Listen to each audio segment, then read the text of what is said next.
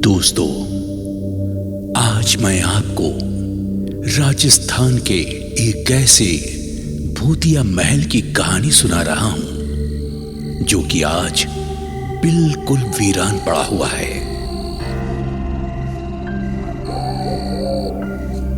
झाड़ झंकार और चमगादड़ों से भरा ये 200 साल पुराना महल आज भूतों का डेरा बना हुआ है। लोग इस महल के अंदर जाने से भी कतराते हैं, क्योंकि लोगों का कहना है जो कोई भी इस भूतिया महल के अंदर जाता है वो जिंदा लौटकर महल से बाहर नहीं आता। बस अंदर जाने वाले की लाश महल के बाहर पड़ी हुई मिलती है। ऐसा कौन सा रहस्य इस महल के अंदर कैद है जिसके कारण यह महल भूतिया महल के नाम से प्रसिद्ध हो चुका है और कोई भी व्यक्ति इस महल में प्रवेश करने के नाम से ही डर के मारे थर थर कांपने लगता है। इस भूतिया महल की डरावनी कहानी सुनाने से पहले मैं आपको इस महल का भयानक इतिहास सुनाता हूं। आज से लगभग 200 साल पहले राजा कुंदन सिंह ने यह महल बनवाया था। राजा कुंदन सिंह अत्यंत दुष्ट और वासना का पुजारी था। वासना और कामुकता का नशा हर समय राजा के सर पर चढ़ा रहता था, जिसके कारण राजा की आंखें भी हर समय लाल रहती थीं। राजा कुंदन सिंह हर रात नई स्त्री के साथ शारीरिक संबंध बनाने का आदी था।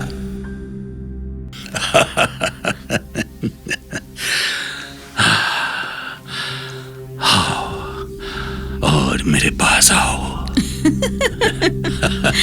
क्या महाराज, आप भी ना।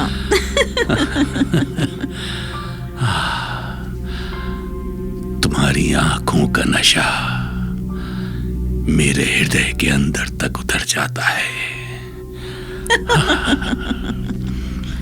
जब तुम सामने होती हो तो फिर मुझे किसी और नशे की आवश्यकता नहीं।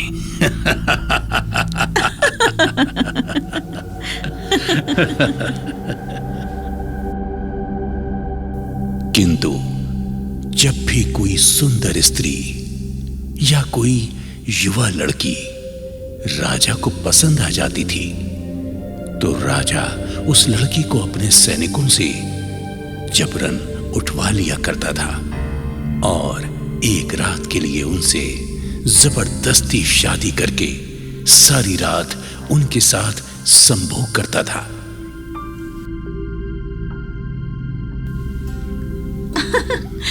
ये कितनी सुंदर लग रही है ना। अति सुंदर। वाह, ये स्त्री तो मैंने पहले कहीं नहीं देखी। मेरे राज्य में इतनी सुंदर स्त्री और मेरी दृष्टि नहीं पड़ी उस पर। ऐसे कैसे हो सकता है? इससे तो मेरे शयन कक्ष में होना चाहिए। सैनिकों, जाओ उस स्त्री को उठाकर मेरे कक्ष में ले आओ।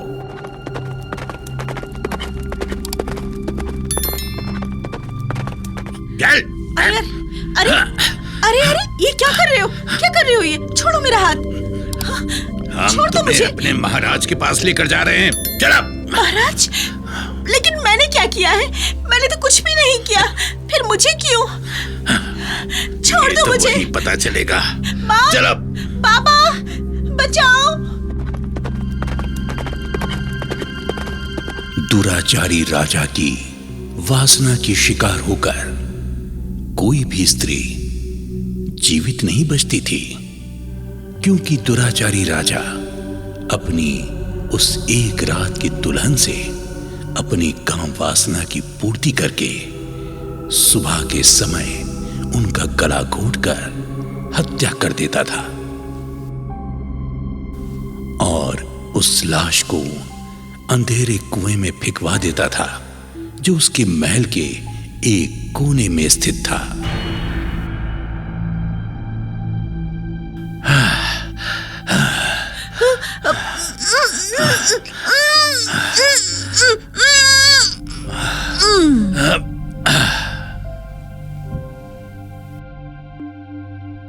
दुष्ट राजा के इस अत्याचार के आगे राज्य का कोई भी व्यक्ति सर नहीं उठाता था, क्योंकि वो क्रूर राजा अपने विरोधियों का सर कटवाकर उसकी लाश को पेड़ पर टंगवा देता था।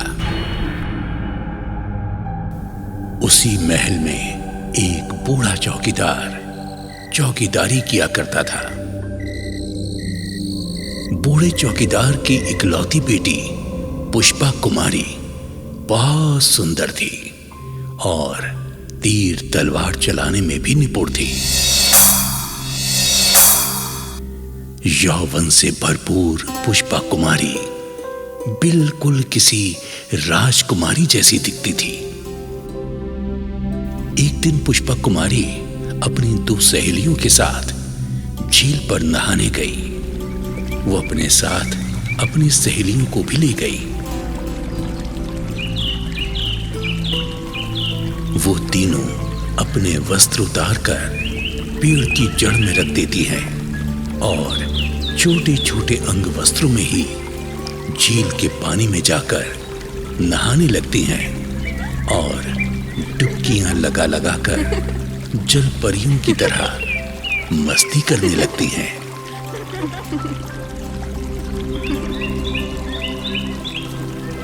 अरे पुष्पा कुमारी, देखो तो ये झील कितनी सुंदर है और ये जगह भी बड़ी सुनसान है। लगता है यहाँ कोई आता जाता नहीं है। क्यों ना इसमें डुबकी लगाएं? तो चलो जल्दी जल्दी अपने वस्त्र उतारो और चलते हैं पानी में। अरे नहीं नहीं, कहीं कोई आ गया तो? अरे पुष्पा, यहाँ कोई नहीं आता। देख नहीं रही हो कितना सन्नाटा है? कह तो तुम ठीक रही हो। चलो ठीक है, तो फिर जल्दी करो। तभी राजा कुंदन सिंह अपने कुछ घुड़सवार सैनिकों के साथ झील के करीब से गुजरता है। राजा की नजर जब झील में डुबकी लगाती हुई पुष्पा कुमारी पर पड़ती है तो पुष्पा की सुंदरता, यौवन से भरपूर शरीर और पुष्पा के सुडौल उतार चढ़ावों को देखकर राजा की काम वासना जाग उठती है। दुराचारी राजा तुरंत अपने सैनिकों को आदेश देता है, सैनिकों, इस सुंदर कामुक लड़की को पकड़कर हमारे महल में ले चलो।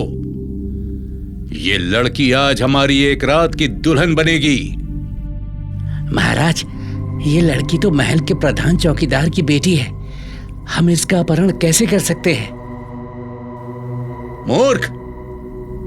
ये लड़की चाहे प्रधान चौकीदार की बेटी हो या हमारे महामंत्री की बेटी हो, इससे हमें क्या लेना देना। ये तो बस आज हमारी एक रात की दुल्हन बनकर हमारी काम वासना को शांत करेगी। जाओ और इसका अपहरण करो, नहीं तो अभी तुम सबको जान से मार डालूंगा। सारे सैनिक डर जाते हैं और पुष्पा कुमारी को पकड़कर महल के अंदर पहुंचा देते हैं। प्रधान चौकीदार अपनी बेटी पुष्पा कुमारी को बचाने के लिए बहुत प्रयत्न करता है, परंतु राजा की आज्ञा से प्रधान चौकीदार की भी हत्या कर दी जाती है और पुष्पा कुमारी को राजा के शयन कक्ष में पहुंचा दिया जाता है, जहां पर राजा की दासियां पुष्पा कुमारी को सजा संवार कर उसे दुल्हन बना देती हैं। आधी रात के समय दुराचारी राजा मदिरा और कामुकता जगाने वाली दवाओं का सेवन करके शयन कक्ष में पहुंचता है और पुष्पा कुमारी के साथ शारीरिक संबंध बनाने का प्रयत्न करता है। परंतु पुष्पा कुमारी राजा को अपना शरीर छूने भी नहीं देती और जोरदार धक्का मारकर राजा को फर्श पर गिरा देती है। राजा गुस्से से लाल पीला होकर कहता है,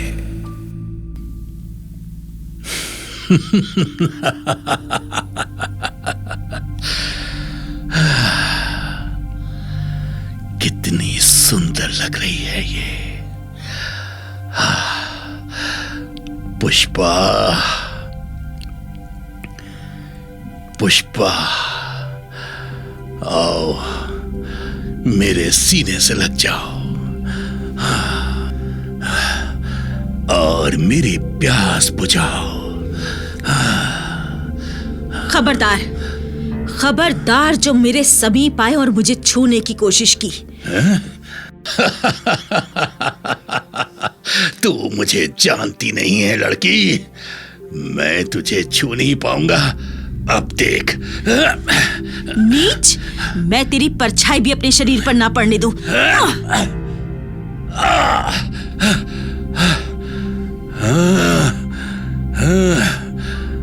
बदतमीज लड़की, तूने अपने राजा, जो कि तेरा एक रात का पति है, उसको धक्का मारकर गिराया।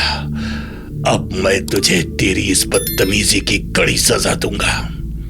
मैं पहले तेरी नंगी पीठ पर कोड़े बरसाऊंगा, उसके बाद मैं तेरे शरीर से खेल खेल कर तेरे साथ संभोग करूंगा।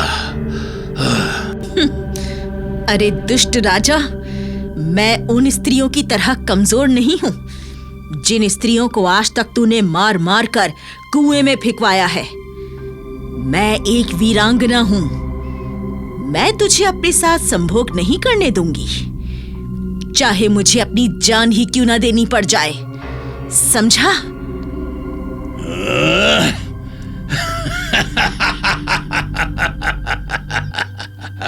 तू एक राजा को धमकी दे रही है? ठहर जा।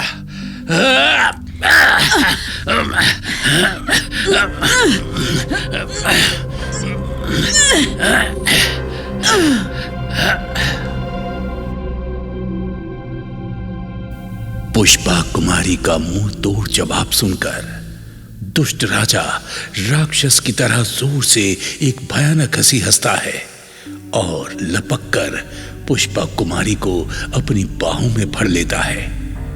लेकिन पुष्पा कुमारी भी वीरांगना थी। वो खुद को छुड़ाने का भरसक प्रयास करती है और राजा की पेटी से कटार निकालकर स्वयं का गला काट लेती है।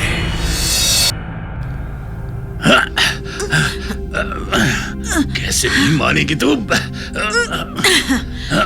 ये क्या कर रही है तू?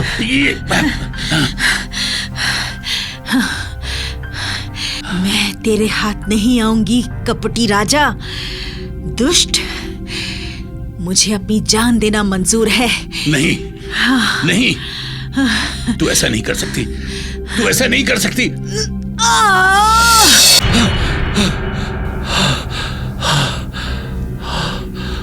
ये क्या किया इसने? इस लड़की ने तो स्वयं का गला काट लिया।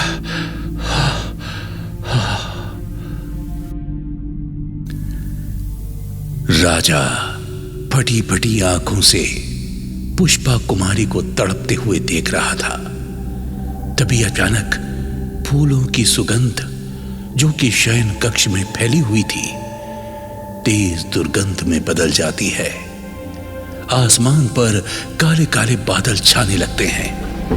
बादलों में बिजली कड़कने लगती है और पुष्पा कुमारी तड़पती हुई दर्द भरी आवाज में राजा से कहती है,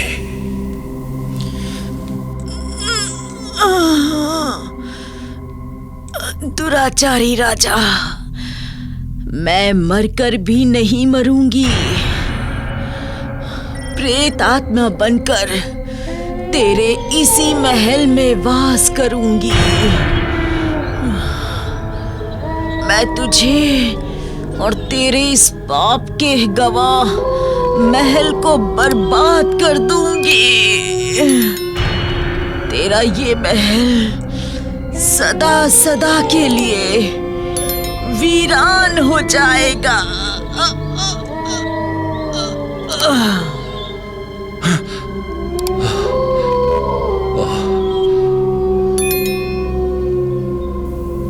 और ये श्राप देकर पुष्पा कुमारी अंतिम हिचकी लेती है और उसके प्राण पखेरु उड़ जाते हैं। इस घटना के ठीक 1 सप्ताह के बाद राजा कुंदन सिंह बड़े ही रहस्यमयी ढंग से महल से गायब हो जाता है।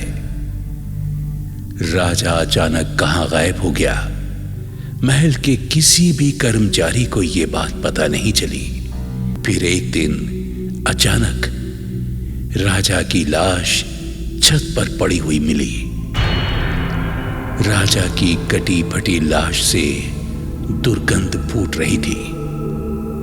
राजा की हत्या किसने की, कब और कैसे की, उसकी लाश को महल की छत पर किसने फेंका, ये रहस्य 200 साल गुजर जाने के बाद भी आज तक ज्यों का त्यों बना हुआ है।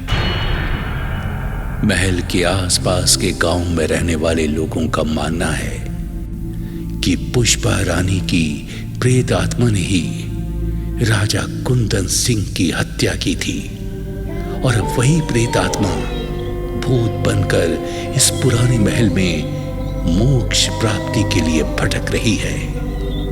लेकिन इन धारणाओं में कितनी सच्चाई है, ये कोई नहीं जानता।